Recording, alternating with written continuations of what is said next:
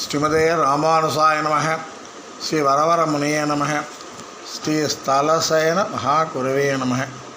ஆழ்வார் எம்பெருமானார் ஜீயர் திருவடிகளே சரணம். சில நாட்களாக கலியன் வாயிலர் என்று கலியனின் பாசுரங்களை அனுபவித்து வருகின்றோம். இன்று ஒரு பாசுரத்தை அனுபவிப்போம். திருநெடுந்தாண்டகத்தில் 26வது பாசுரமான அதை பற்றி இன்று அனுபவிக்கலாம். தேமரவு பொழிலிடத்து மலர்ந்த போதை தேனதனை வாய்மடுத்து உன் பெடையும் நீயும் பூமருவி இனிதமர்ந்து பொறியிலார்ந்த அருகால சிறுவண்டே தொழுதேன் உன்னை ஆமருவி நிறைமைத்த அமரர் கோமான் அணியெழுந்தோர் நின்றானுக்கு இன்னே சென்னு நீ மருவி அஞ்சாதே நின்னோர் மாது நின்றாள் என்ன இறையே இயம்பி காணே அப்படின்னு பாசுர வரிகள் திருமங்கையாளர் அருளி செய்கிறார். இதில் ஒரு தலைவனும் தலைவியும் பேசிக்கொண்டு தலைவன் அவளை பிரிந்துவிட்டு போகின்றான். அப்பொழுது தலைவி அவன் பிரிவாற்றாமையை தாங்க முடியாமல் தவிக்கின்றாள். அப்பொழுது தோழியும் அவளை ஆறுதல் கூறுகின்றாள். என்ன செய்கின்றான்? தடுக்கலை போச்சு, தடுக்கலையா அப்படி தடுக்கிறதா முயற்சி பண்ணேன்.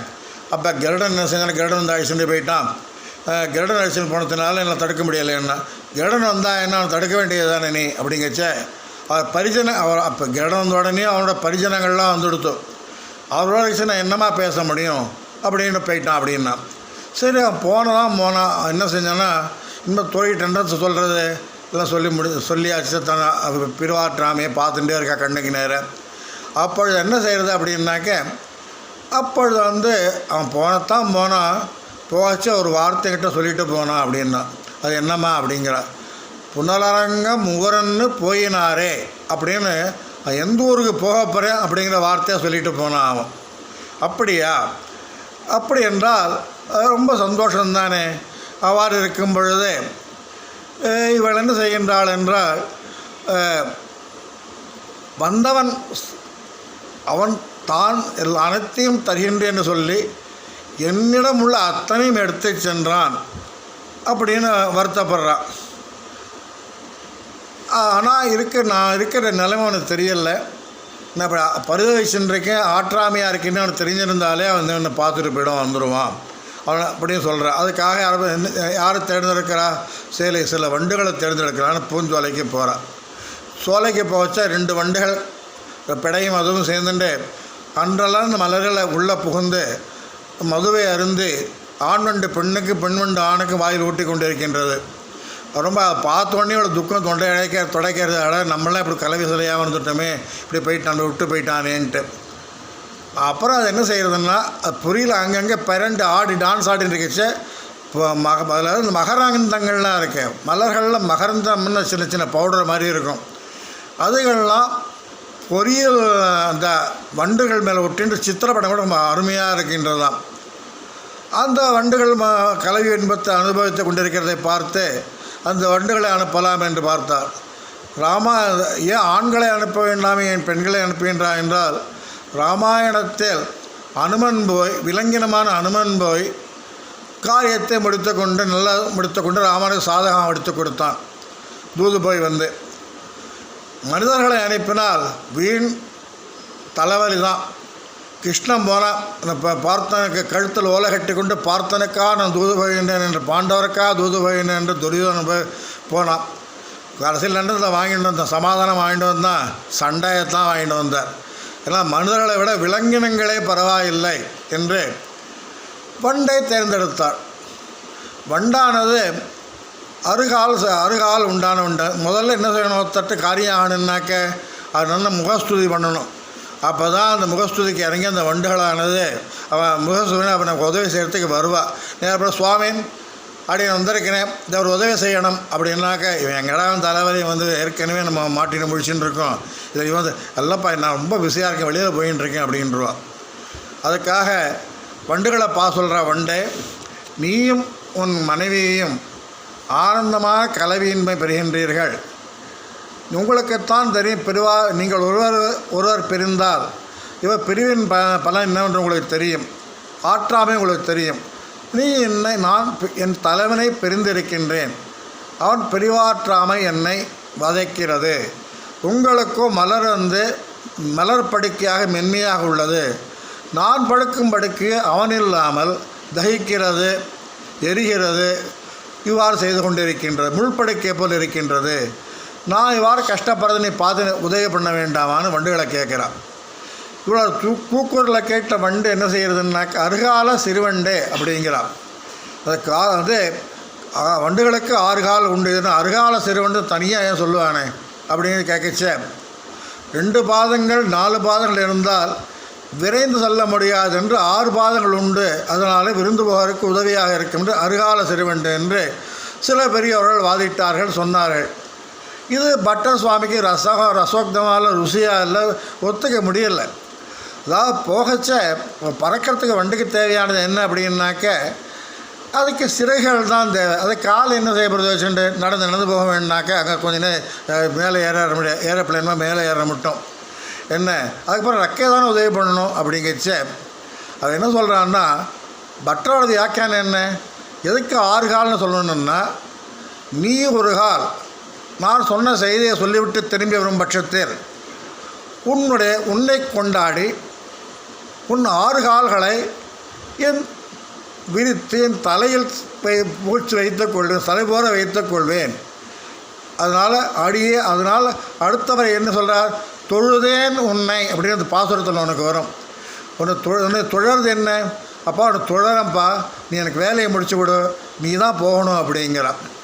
அப்போ சத்தத்தை கேட்ட வண்டி என்ன செஞ்சேன்னா, சரிப்பா ரொம்ப ரொம்ப பரிதவிக்கிற, நான் வந்து என்ன செய்யணும் அப்படிங்கிற பட்சத்தில் அது என்னன்னாக்க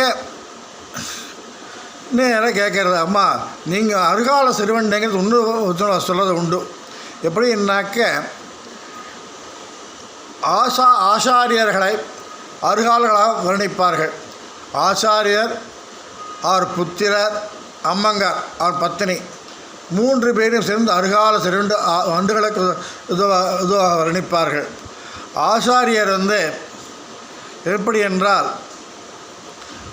பகவத்குண மதுபான ரசிகர். அவர் இந்த காண்கற்ற உணவை பகவத்குணத்தை தான் சிஷ்யர்களுக்கு போதிப்பார். அது அவ்வாறு இருக்கும்போது ஆச்சாரியரை வண்டுகளிடத்தில் கொண்டு சொல்வது வழக்கம். வண்டுகள் கேட்டு என்ன தொழறது இருக்கட்டும், கை கூப்பிட்டு நிற்கிறேன், நான் இப்போ என்ன செய்யணும் சொல்லு அப்படிங்கச்ச அதற்கு அமரர் ஹோமான் என்று சொல்லப்படுகின்றது. ஒருத்த நித்திய சூழல் வந்து தலைவன், அவன் திருவழுந்தூரில் நின்று கொண்டிருக்கின்றான். அவனிடம் நான் சொல்லும் செய்தியை சொல்லி என்னை அவனை சேர்த்து வைங்கோள் அப்படிங்கிறார். நீ அமரர் ஹோமான் அப்படிங்கிற அவனை வந்து எனக்கு அண்ட முடியுமா, அவன் நித்திய சூரியல் வந்து தொழக்கூடியவன் அப்படிங்கச்ச அப்படியெல்லாம் இல்லை. நித்திய சூரியல் அவன் அன்றைக்கி ஒரு நாள் பசு மேய்ச்சிருக்கான், மாடுகள்லாம் மேய்ச்சிருக்கான் கிருஷ்ணாவதாரத்தில் கிடந்து. அப்போ வந்து அவன் மாடுகளோடு தான் இருக்கிறவங்களுக்கு இப்போதான் தெரியுங்கச்ச. அப்படியா, அவன் என்ன செய்கிறான் மாடுகளை வச்சுட்டு அப்படிங்கச்ச, நீ பாரு அமரர் ஹோமான்னு சொல்கிறியம்மா, கிட்ட நெருங்க முடியுமா நாங்கள்லாம் அப்படிங்கச்ச, கண்டிப்பாக நெருங்க முடியும். இல்லைம்மா நீ சொல்கிறதெல்லாம் கரெக்டு தான், சரிதான், கிருஷ்ணாவதாரத்தில் நடந்து ரொம்ப வருஷமாக எடுத்து இப்போ வந்து இந்த அவதாரம் நடந்துன்னு இருக்கு, அதனால் வந்து நடக்கக்கூடிய காரியத்தை நீ சொல்லு அப்படிங்கச்ச, ஆமருவி பசுமாடுகள் மேய்த்தது அந்த காலத்தில் என்றாலும் அதற்கு பிற்பட்டவர்களாய் பசுகளைப் போல அறிவற்றவர்களாய் இருக்க நம்மை ரட்சிப்பதற்காக திருவழுந்தூரில் வந்து நின்றான் என்கிறாள். அவரிடம் சென்று நான் சொன்ன செய்தியை சொல்லுங்கள் அப்படியே சொல்கிறான். அதற்கு வண்டு அவன் இந்த மாதிரி சொல்கிறது ஒன்றுக்கு ஒன்று சம்பந்தம் இல்லாமல் இருக்கு. அவன் உன்னை பிரியும்பொழுது புனரரங்கம் ஊரென்று போயினாரே என்று திருவரங்கம் போகி என்று சொல்லி போனதாக கூறுகிறாய்.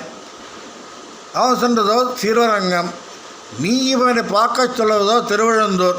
ஒன்றுக்கு ஒன்று ஒருத்த காதை தொட்டால் எடுப்ப அசைக்கிறான் என்பதை போல நீ சொல்வது ஒன்றுக்கொன்று பொருந்தவில்லையே என்று சொன்னதற்கு அவளோ அவன் போனவூர் அரங்கம் என்றாலும் அது போகமண்டபமாகையால் அங்கு அவனால் என்னை பிரிந்து வெகு நாட்கள் தங்கியிருக்க முடியாது.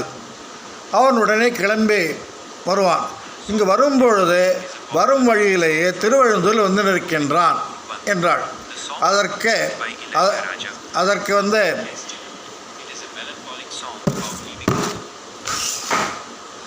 அதற்கு வண்டு அவ்வளோ தூரம் வந்தவன் இங்கே நேரே வரலாமே என்று கூறியது. அதாவது தானே மேல் விழுது உச்சிதமல்ல.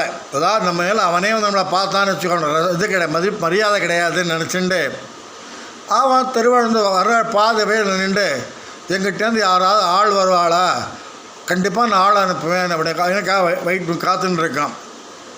அப்படியா, உனக்காக காத்துன்னு இருக்கான், நான் என்ன செய்யணும்னு, நீ நாளைக்கு போகலான்னு இன்னும் ஒத்தி போடாத. ஏன்னா நாளை வரையில் நான் உயிர் தரிக்க மாட்டேன். என்னோடய உயிர் இன்னும் நான் தரிக்கவில்லை, என் உயிர் இல்லை என்றால் உயிர் விட்டால் அவனும் உயிர் விட்டு விடுவான். நாளை போகிறதில் ஒரு பிரயோஜனமும் இல்லை. ஆகையால் இன்றைக்கே போகும் என்கிறாள்.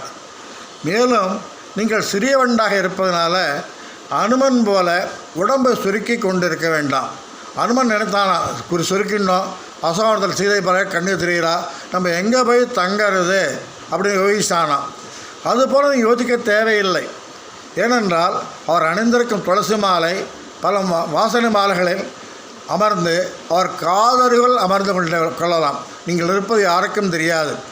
ஆகையால் நான் சொன்னும் வார்த்தைகளை பிறர் கேட்காமல் இரகசியமாக அவன் காதலில் கூறுவதற்கு உங்களால் முடியும் அப்படின்னு சொல்கிறாளாம். அப்படியா, நீ சொல்கிற பார்க்கலாம் அப்படின்னு சொல்லி, ஆமாம் நான் என்னம்மா செய்தி சொல்லணுங்கச்ச. அவள் கேட்டாளாம், நான் என்ன சொல்ல வேண்டிய செய்தி என்ன பெருமாளுக்கு அப்படிங்கச்ச. ஓர் மாது ஒருத்தி என்று ஒரு வார்த்தை கூறினா போகும், புரிந்து கொள்வார். காட்டிலே வேடனால் அடிப்பட்ட மான் எங்கே விழுந்து கிடக்கிறது என்று வேடனுக்கு தெரியுமா போலே அவனுக்கு ஒருத்தி என்று ஒரு வார்த்தை நீ கூறின உடனே அது நான் தான் என்று புரிந்து கொள்வார் என்றாள். நீ சென்றாலே நீ என்னுடைய ஆள்தான், என்னிடமிருந்து வருகிறாய் என்று அவர் சொல்லுவார். அவருக்கு அது தெரியும். இல்லை அப்படி புரிஞ்சுக்கல, உன்னை பார்த்து புரிஞ்சுக்கலைன்னா ஓர் மாது என்றால் போதும். அதுவும் இல்லையாகில் நின்னயந்தாள் என்று கூறுங்கள். இதற்கு அர்த்தம் உண்மை ஆசைப்பட்டாள் என்று பொருள். உயிர்நிலையிலேயே அடிபட்டாள் என்று கருத்து. அவள் தெருப்போக்கினை விரும்பினாள். உத்தம புருஷனான உண்மையல்லவோ விரும்பினாள். பிரிந்தால் உயிர் தரிக்க மாட்டாள், உன்னை என்றோ ஆசைப்பட்டாள் என்று சொல்லுங்கள். நின்னயந்தாள் பரவியூக விபவ நிலைகளில் ஆசைப்பட்டாள். உயிர் துடிக்காமல் இருப்பதற்கு அர்ச்சாவதாரம் உண்மை என்றோ ஆசைப்பட்டாள் என்று கூறுங்கள் என்று இவ்வாறு சொன்னவுடன் அவன் உங்களுக்கு ரொம்ப கொண்டாடும். அடாடா இவ்வளோ சொல்லியிருக்காள், இவ்வளோ கஷ்டப்படுறாள், அடாடா உங்களுக்கு செய்கிற உபசாரங்களை நீ காணத்தான் போகிறாய். அகம்ச ரகுஹம்சம்ச லக்ஷ்மணஸ்ய மகாபல வைதேகியா தர்சனாத்திய தர்மத பரிரக்ஷதா. ராமன் அன்மனிடம் நானும் ரகுகுலமும் பேராற்றுடைய லக்ஷ்மணனும் என் குடும்பத்தினரும் நீ சீதையை கண்டு வந்து கூறியதன் காரணமாக கைமாறு கருதாத உனது இந்த அறச்செயலால் இன்னும் நாங்கள் காப்பாற்றப்பட்டோம் என்று கூறினானாம். என்னுடைய எல்லாவற்றையும் தானம் செய்வது போன்ற நான் உன்னை ஆலிங்கனம் செய்து கொள்கின்றேன் என்று அனுமனை ஆலிங்கம் செய்து கொண்டானாம். இந்த ஆலிங்கனமானது அனுமனுக்கு இந்த காலத்தில் உரிய காலத்தில் ராமன் செய்தானாம்.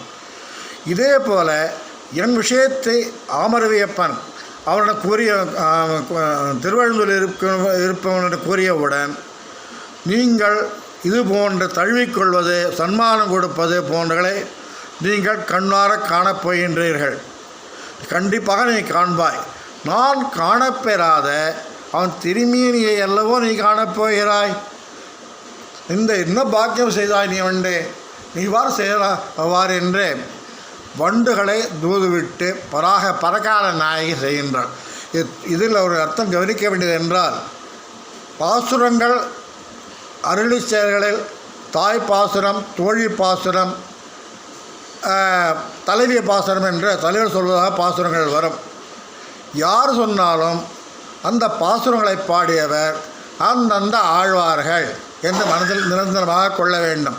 இந்த பாசுரம் பரகால நாயகியை சொல்லக்கூடிய பாசுரங்கள், தொழியை சொல்லக்கூடிய பாசுரங்களாக இருந்தாலும் இதை பாடியவர் பரகாலன் திருமங்க மன்னன் என்பது மனதில் கொள்ள வேண்டும். ஆழ்வார் எம்பெருமானார் ஜீயர் திருவடிகளே சரணம். அடியேன் ஸ்ரீனிவாச ராமானுஜதாசன். நாளை கல்யாணியின் திருநட்சத்திரம், அவதார தினம், கார்த்திகை நாள். நாளை கலியனுக்கு உகந்ததான அடியார்களை பற்றி திருச்சேரி எம்பெருமான் சாரநாத பெருமாளை பற்றி அவர் பாடியதை நாளை அனுபவிப்போம். அடியன் தாசன்.